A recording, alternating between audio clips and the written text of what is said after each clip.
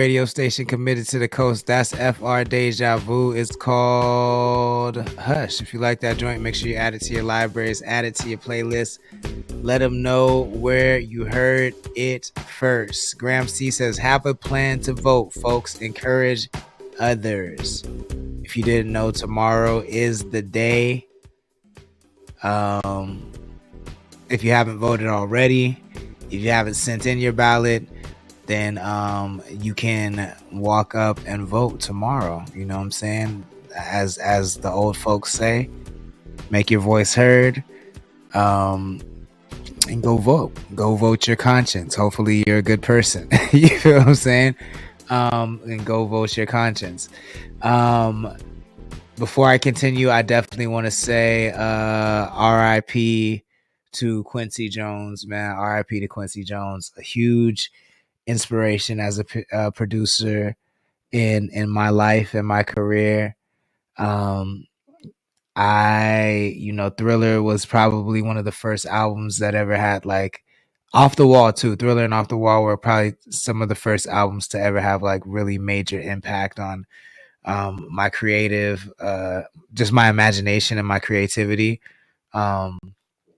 And Quincy Jones, for those that don't know, he is a legendary producer, probably one of the greatest producers of all time. He's stayed relevant for the longest. Like, he produced for Frank Sinatra and the Rat Pack, and he also produced Michael Jackson's Thriller and Off the Wall, which are two of the biggest and highest selling albums of all time, and best just musical albums of all times. He also did of all time, and he also did the Austin Powers theme song. That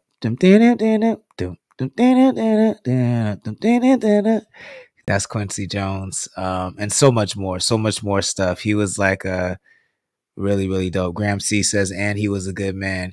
I mean, I can't say that I know him, but I've heard good things. He was out here in these streets too. He was a lady killer. He was out here in them streets until a very old age, man. He was an interesting guy. Never held his tongue. Very creative. I see Jay Riley in the member chat. What's good? Thank you for joining. Please share the stream if you wouldn't mind.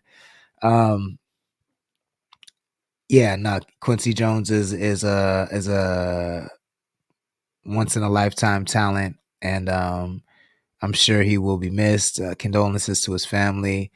Like I said, I'm a big Quincy Jones fan. I would play some of his music if it wasn't so popular that it would shut down our stream. It's definitely copyrighted material, and we don't want to infringe on that. So go look up his discography. I'm sure you or your parents or your grandparents or your kids have a favorite song of his that he's written or has been sampled or something. Like, he's, again, one of the greatest producers of all time. So R.I.P.